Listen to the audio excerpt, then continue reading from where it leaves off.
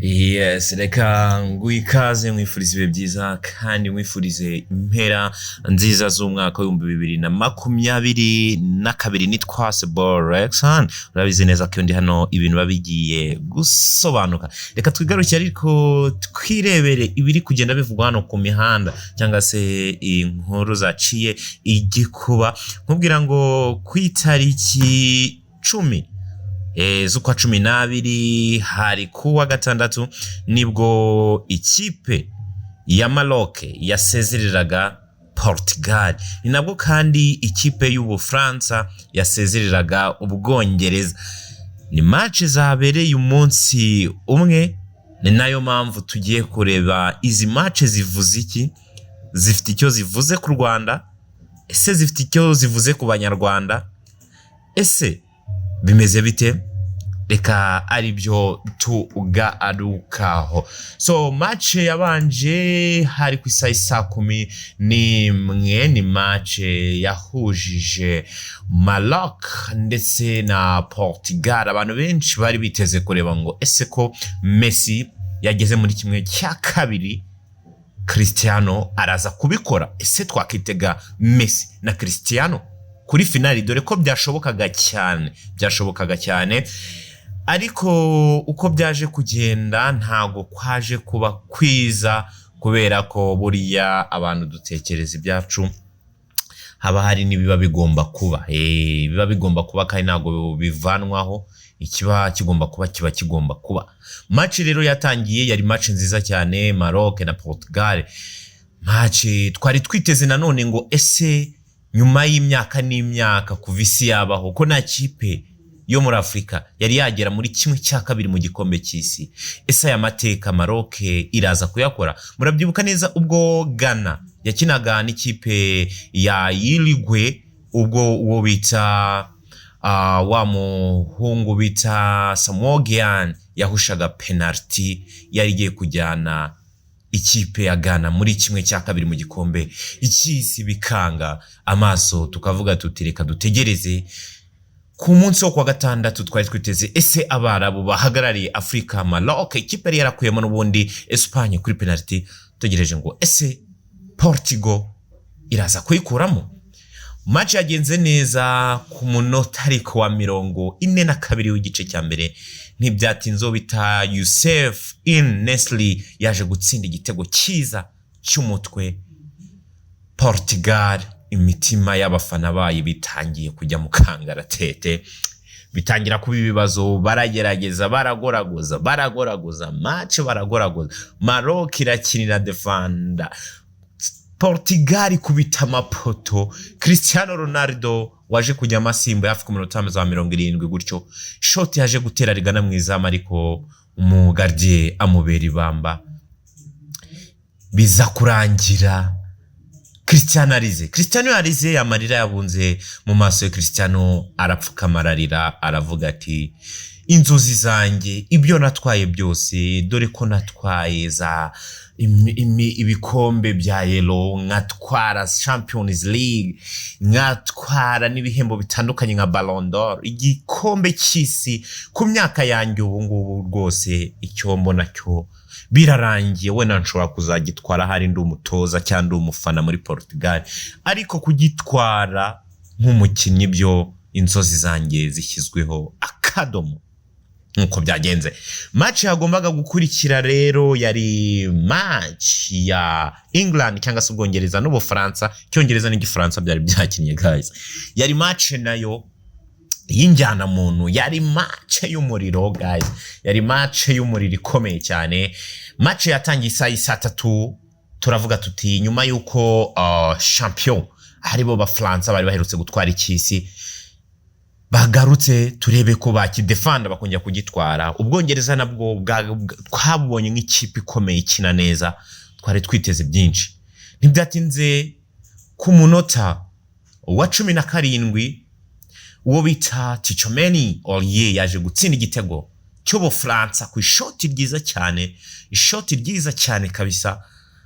Ubwongereza turavuga tuti nyamara ibi ni ibiki? Ubwongereza bwakomeje gukina neza, doretse ko uwo bita Harry Kane yaje no gutegwa bakabima penalty nyamara twavuga gatira ni penalty ariko match yakomeje igice cya mbere kirangira igitego kimwe cy'Ubufaransa kusa bw'Ubwongereza igice cya kabiri kiza kuza Captain Harry Kane yaje kubwira Abongereza ati nyamara ibintu dushobora kubikora atsinda igitego kiza ku minota 54 turavuga tuti Ubwongereza bugarutse muri match ibintu ni sawa ariko nyamara ku munota 78 uhingwe bamwita umukinnyi w'igihugu naga ari umukinnyi w'ikipe dore ko mu makipe biba bitamumereye neza cyane rimwe na rimwe ariko mu ikipe y'igihugu uyu nguyu azi icyo bita gukina matches z'ibihugu yitwa Olivier Giroud yaje gutsinda igitego cyiza cyane France bitego bibiri birabiranyoye ariko nyamara umwana uri bupfe ni wamuha nido ni wamuha iki ni wamuha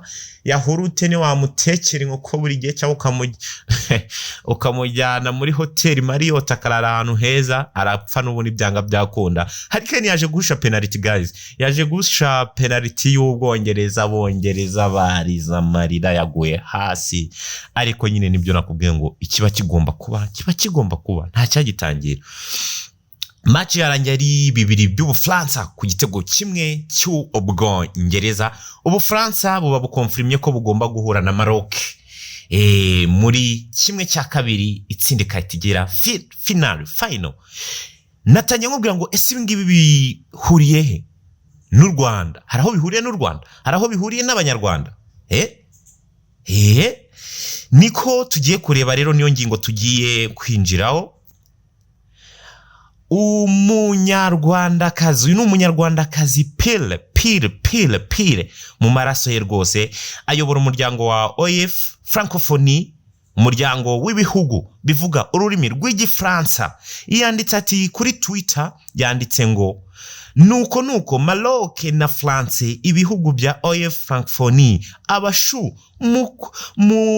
aravuga ati mukurikira Qatar 2022 mwiriwe neza ibintu birakomeye pe ibihugu bibiri byacu bimaze gutsinda bizahurira muri demi finale kuwa gatatu ni danger murumva ntafata akanini ko gusinzira nkakanguka umupira urangiye uyu bamwita Mushikiwabachou Louise Mushikiwabo ayobora umuryango ukomeye witwa OIF Francophonie ni control ye ya kabiri yatorewe kuyobora uyu muryango ni message yanyujije kuri Twitter reka nyibasomere ati nuko Maroc na France ibihugu bya OIF Francophonie abashu mukurikira Qatar 2022 mwiriwe neza ibintu birakomeye pe ibihugu bibiri byacu bimaze gutsinda bizahurira muri demi finale kuwa gatatu ni danger murumva ntafata akanini ko gusinzira ngakanguka umupira urangiye yitwa Louise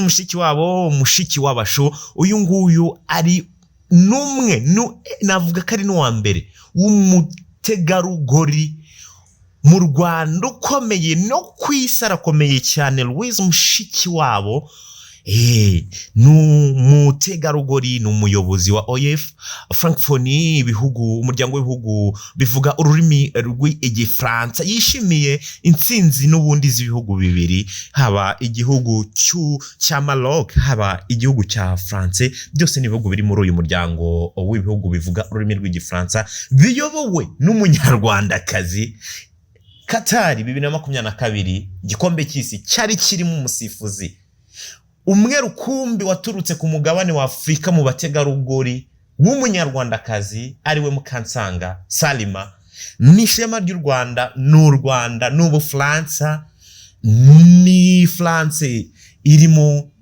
amakipe cyangwa se irimo ikipe yitwa Paris Saint-Germain ifitanye imikoranire myiza na Visit Rwanda n'ubundi yamamaza Visit Rwanda ifitanye imikoranire myiza n'u Rwanda ni byiza byose by'u Rwanda ni Qatar nayo yabereyemo igikombe cy'isi bivugwa ko stade z'icyerekezo zimwe muri ziriya imwe izasenywa ikaza kubakwa mu Rwanda stade yakiniwe mu cy'isi igomba kubiri mu Rwanda n'u Rwanda ruzakira igikombe cy'isi cy'abavetera ni byiza gusa ni Mushikiwabachou watangaje aya magambo Louise Mushikiwabo mwibutsa ngo uyu Louise Mushikiwabo yavutse ku itariki 22 z'ukwa gatatu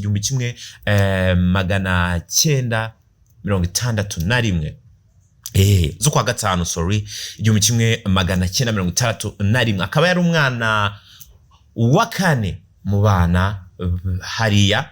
So Louise Mushikiwabo ikintu nakubwiraho nuko avukana n'uwo bita Shelando kwa Shelando mujya muhabona yari musaza we yishwe mu 1994 muri genocide yakorewe abatutsi.